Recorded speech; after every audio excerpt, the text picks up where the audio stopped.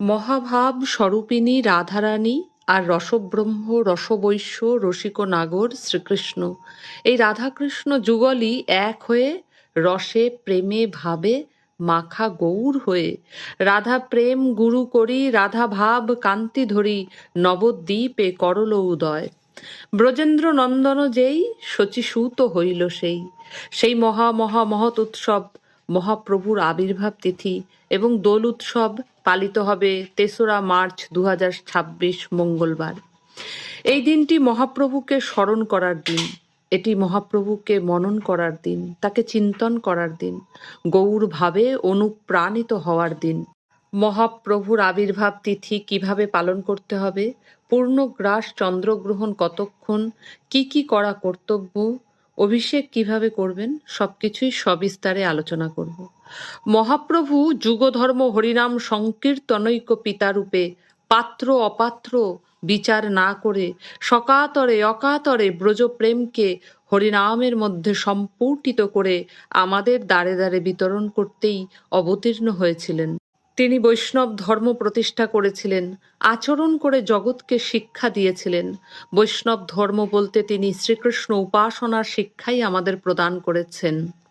তিনি শিক্ষা দিয়েছেন, বল কৃষ্ণ, ভজ কৃষ্ণ, লহ কৃষ্ণের নাম, কৃষ্ণ মাতা কৃষ্ণ পিতা, শ্রীকৃষ্ণ ধনপ্রাণ, কৃষ্ণের সংসার করো ছাড়িয়া অনাচার, জীবে দয়া নামে রুচি, এই সর্বধর্মসার। নিরভিমান নিরহংকার দৈন্যতার সঙ্গে হরিনাম করার শিক্ষা শ্রীমন মহাপ্রভু আমাদের দান করেছিলেন। এবছর ২০২৬ সালে ৩রা মার্চ মঙ্গলবার ফাল্গুনী পূর্ণিমা, দোল পূর্ণিমা, গৌর পূর্ণিমা, মহাপ্রভুর আবির্ভাব তিথি পালিত হবে। এই দিন পূর্ণগ্রাস চন্দ্রগ্রহণও রয়েছে। গ্রহণ লাগবে দিবা ৩:২০ থেকে ৬:৪৮ পর্যন্ত। স্থিতিকাল ৩ ঘন্টা ২৮ মিনিট। এই দিন যথাবিধি প্রাতঃস্নান করে মঙ্গল আরতি থেকে গৌর ভজন, গৌর সাধন, গৌর চিন্তন, গৌর মননের, গৌর কীর্তনের মাধ্যমে এই দিনটি অতিবাহিত করতে হবে। যেহেতু মহাপ্রভু সন্ধ্যাকালীন সময়ে অবতীর্ণ হয়েছিল, তাই সন্ধেবেলা চিত্রপটে, পঞ্চতত্ত্বের চিত্রপটে বা বিগ্রহকে পঞ্চগব্য দ্বারা অভিষেক করে তার রাতুল চরণে প্রেম অশ্রুর সহিত ভক্তির সহিত কোমল ৮টি তুলসী মঞ্জুরি নিবেদন করবেন। গৌরহরির অতি প্রিয় নাম শ্রী নিত্যানন্দ প্রভুর নাম, তাই হানিতাই হা গৌর বলে আত্যন্তিক শরণাগতি গ্রহণ করতে হবে মহাপ্রভুর চরণে। হা গৌর, তুমি বিনে যে আমার আর পরম আপনজন কেহ নাই, কেহ নাই, কেহ নাই। তুমি আমার জন্ম জন্মান্তরের আশ্রয়দাতা, তুমি আমার অভয়দাতা, তুমি প্রেমদাতা। কভু তোমার চরণ ছাড়া করো না, সর্বদা তোমার চরণে রতি মতি দিও। এই রূপে মহাপ্রভুর চরণে অন্তরের আকুলতা জানাতে হয়। নিরালায় নির্জনে একান্তে তাকে স্মরণ করে আকুলতার সঙ্গে হা গৌর বলে তাকে ডাকতে হয়। মোহিনী স্বরূপ সংসারে মোহিত হয়ে কতকাল তোমায় ভুলে রয়েছি, তুমি কি আমায় কৃপা করবে না প্রভু? আমি যে তোমার চরণে শরণাগত, তোমার কৃপা থেকে আমার সম অধমকে বঞ্চিত করো না প্রভু।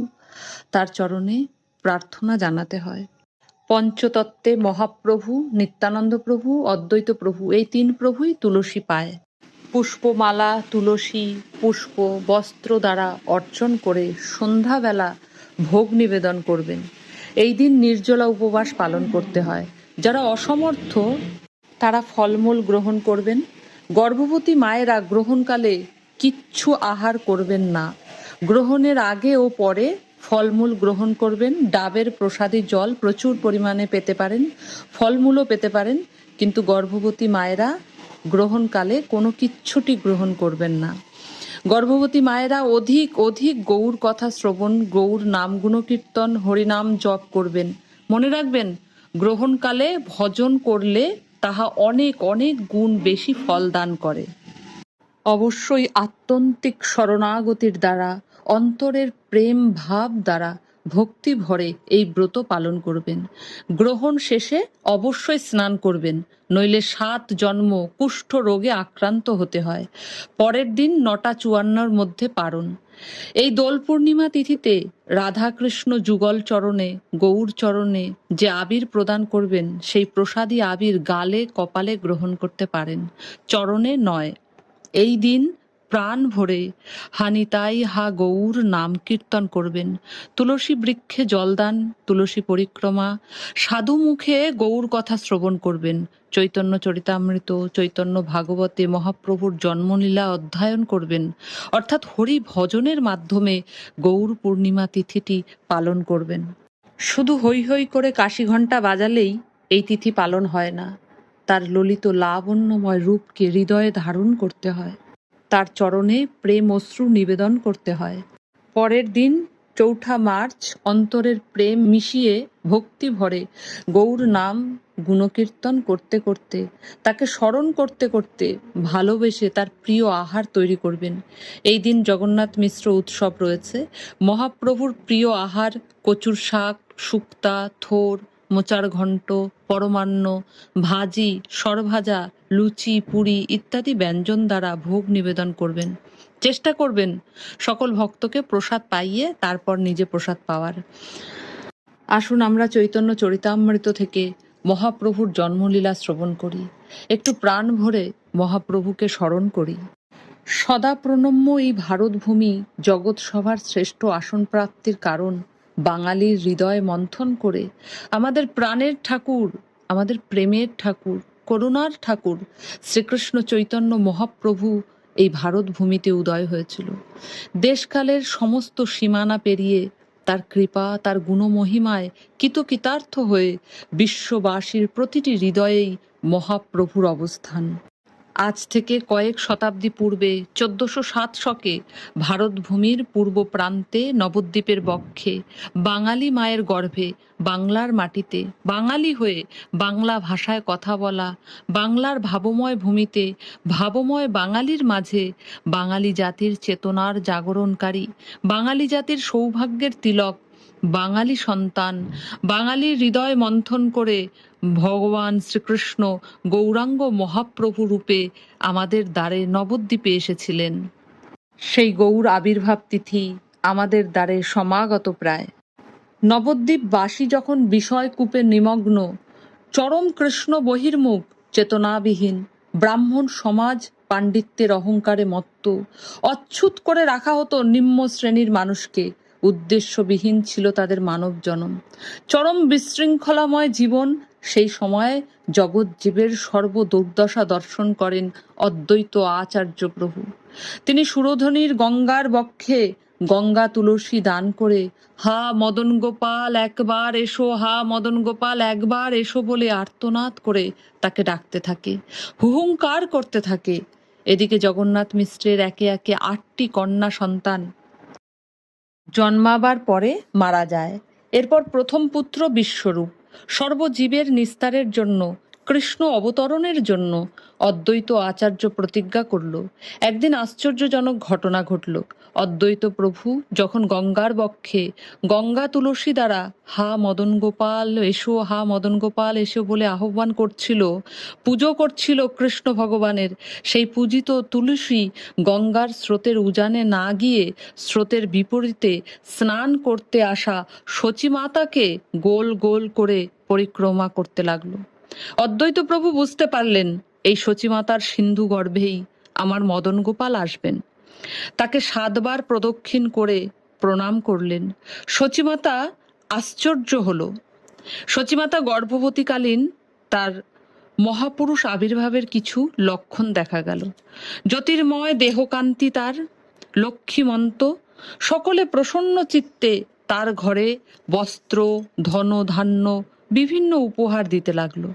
সচিমাতা বলছেন, আমায় দেখে আকাশে যেন দেবতারা এসে স্তব স্তুতি করে যায়। জগন্নাথ মিশ্র বলছে, আমিও যে স্বপ্ন দেখলাম, এক জ্যোতির্ময় ধাম আমার হৃদয়ে পশিল, আমার হৃদয় হতে সচি তোমার হৃদয়ে পশিল। তাদের অন্তরে অতীব প্রসন্নতা। 13 মাস পার হয়ে যায়, তখনও প্রভু ভূমিষ্ঠ হয়নি। সচিমাতার পিতা নীলাম্বর চক্রবর্তী গণনা করে বললেন, এই ফাল্গুন মাসেই শুভ ক্ষণে তিনি ভূমিষ্ঠ হবেন। 1407 মাস যে ফাল্গুন, পূর্ণমাসী সন্ধ্যাকালে হইল শুভক্ষণ। সিংহ রাশি, সিংহ লগ্ন, সর্বগ্রহ সর্বনক্ষত্র সুলক্ষণ হইল। পূর্ণিমাকালে আকাশে উদিত সকলঙ্ক চন্দ্র দেখল আজ নবদ্বীপের মাটিতে 16 কলা পূর্ণ নিষ্কলঙ্ক গৌরচন্দ্রের উদয়কালে সকলঙ্ক চাঁদের কিবা প্রয়োজন। রাহু গ্রাসের অছিলায় আকাশের সকলঙ্ক চাঁদ নিজেকে ঢেকে নিলেন, অর্থাৎ চন্দ্রগ্রহণ হলো। চন্দ্রকে রাহু গ্রাস করেছে দেখে হরি হরি বলি হরিধ্বনিতে নবদ্বীপের আকাশ বাতাস মুখরিত হলো, যেন ত্রিভুবন হরিধ্বনিতে মাতল। হরিধ্বনিতে আকাশ বাতাস সমস্ত কিছুতেই হরিধ্বনির কলকল্লোল বেজে উঠল। তারই মাঝে ফাল্গুনী পূর্ণিমায় সন্ধ্যাকালে সিংহ রাশিতে সিংহ লগ্নে নিম গাছের তলে নিষ্কলঙ্ক পূর্ণ গৌরচন্দ্র উদয় হলো। মহাপ্রভু আবির্ভূত হলেন আমাদের মাঝে। পরমেশ্বর ভগবান স্বয়ং কৃপা করে আমাদের মাঝে নদিয়ার নবদ্বীপে উদয় হলো। গ্রহণ শেষে সকলে গঙ্গায় স্নান করে ঘরে ফিরে গেল। শিশুকালেই হরিধ্বনি না করলে নিমাই কান্না থামতো না। এই অছিলায় শিশু নিমাই সকলকে দিয়ে হরিধ্বনি হরিনাম উচ্চারণ করাতেন। যেমন করে কয়েক শতাব্দী পূর্বে মহাপ্রভুর অবতরণকালে রাহুর অছিলায় আকাশের সকলঙ্ক চাঁদ নিজেকে আড়াল করে নিয়েছিলেন, ঠিক তদ্রূপ এবারও কিন্তু সেই ফাল্গুনী পূর্ণিমায় সন্ধ্যাকালে চন্দ্রগ্রহণ থাকবে। ভাবের ভূমি, এই নবদ্বীপ হলো ভাবের ভূমি, নবদ্বীপ প্রেমের ভূমি। এই নবদ্বীপ নিত্য নবদ্বীপ, এই নিত্য নবদ্বীপে নিত্য লীলাময় স্থলিতে নিত্য লীলারত গৌরাঙ্গ মহাপ্রভু। তাই এবারেও সেই ফাল্গুনী পূর্ণিমার সন্ধ্যাকালীন মুহূর্তে চন্দ্রগ্রহণের মধ্যে মহা সাড়ম্বরে মহাপ্রভুর আবির্ভাব তিথি সারা বিশ্ব জুড়ে পালিত হবে। মহাপ্রভুকে ঐশ্বর্য দিয়ে, বৈভব দিয়ে, পাণ্ডিত্য দিয়ে পাওয়া যায় না। ভাবময় প্রভুকে অন্তরের ভাব দ্বারা পরশ করতে হয়, প্রেম দ্বারা পরশ করতে হয়, অন্তরের অনুরাগ দিয়ে পরশ করতে হয়। প্রেমের কোনো মূর্তি হয় না, কিন্তু সেই প্রেমও জগৎ সংসারে একবারই সাক্ষাৎ মূর্তিমান রূপ ধরে এসেছিল। সেই সাক্ষাৎ মূর্তিমান প্রেমের নাম শ্রীকৃষ্ণ চৈতন্য মহাপ্রভু। অপার প্রেম দিয়ে গড়া প্রেমের মূর্তির অন্তরে কেবলই ব্রজ প্রেম নামক সম্পদ। তাই ব্রজ প্রেমে প্রভু ধনী, যারে তারে কইল দান, নাহি জানে স্থানাস্থান। মহাপ্রভু দাতা শিরোমণি।